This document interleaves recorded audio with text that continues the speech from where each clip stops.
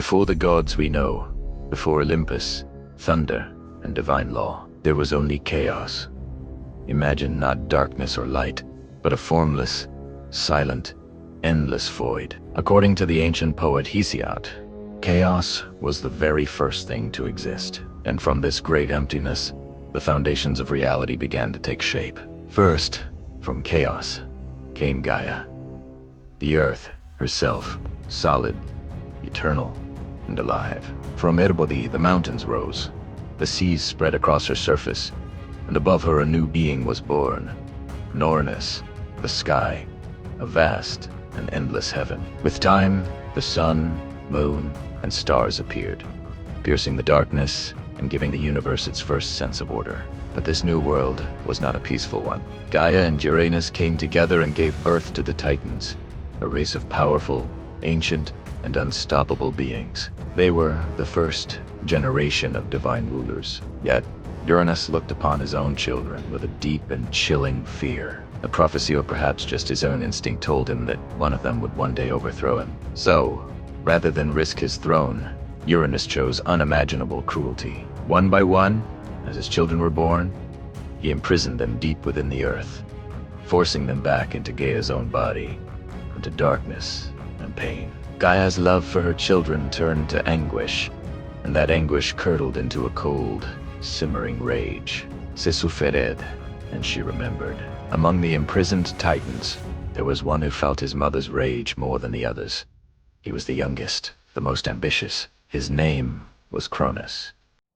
Gaia, plotting her revenge, gave Cronus a secret weapon, a sickle forged from divine steel, and urged him to strike when the moment was right. And so, when Uranus descended to embrace the earth, Cronus attacked. He defeated his father, casting him from power and ending the tyranny of the sky. The Titans were finally freed, and Cronus became the new ruler of the cosmos. A new age had begun. Cronus took his sister Rhea as his queen, and together they ruled over a world in its golden age. One by one, Rhea gave birth to a new generation of powerful gods. Hestia, the goddess of the hearth. Demeter, the goddess of the harvest. Hera, the future queen of the gods. Hades, the eventual ruler of the underworld. And Poseidon, master of the seas. But peace was fragile, because Cronus had inherited something from his father besides his throne. Fear. He knew the prophecy. He knew that just as he had overthrown Uranus, one of his own children was destined to overthrow him. And so, when each child was born, Cronus did the unthinkable. He swallowed them whole. One god after another vanished into his stomach, trapped alive in an endless darkness. Rhea watched in horror as her children disappeared, her heart breaking with each loss.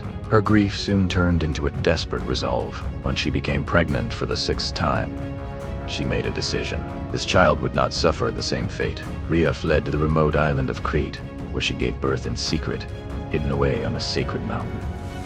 The child's first cry had the force of a storm. She named him Zeus. To deceive her paranoid husband, Rhea wrapped a large stone in swaddling clothes and presented it to Cronus as their newborn son. Blinded by his paranoia, Cronus swallowed the stone without a second thought. He believed the prophecy was finally defeated. He was wrong. Zeus was hidden away, raised by gentle nymphs, fed with the milk of a divine goat, and protected by warriors who clashed their shields to drown out the sound of his cries, hiding him from his father's notice. And as Zeus grew from a boy into a man, his power grew with him, crackling like the storm he was destined to command. When Zeus finally reached adulthood, he didn't hide. He returned. With the help of his grandmother Gaia, Zeus confronted his father. He tricked Cronus into drinking a special mixture of wine and herbs.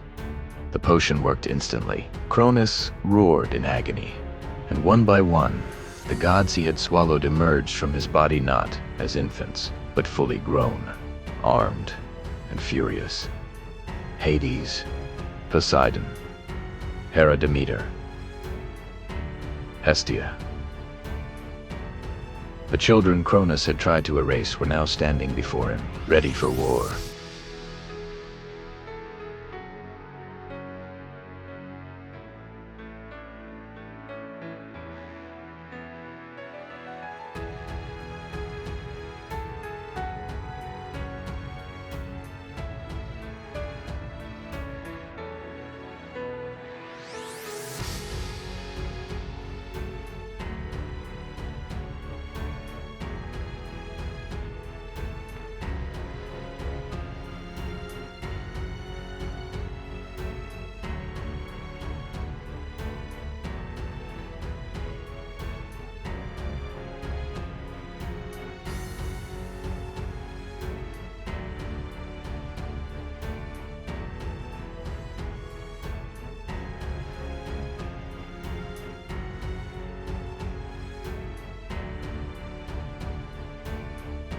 And so began the Titanomachy, great war between the Titans and the new Olympian gods.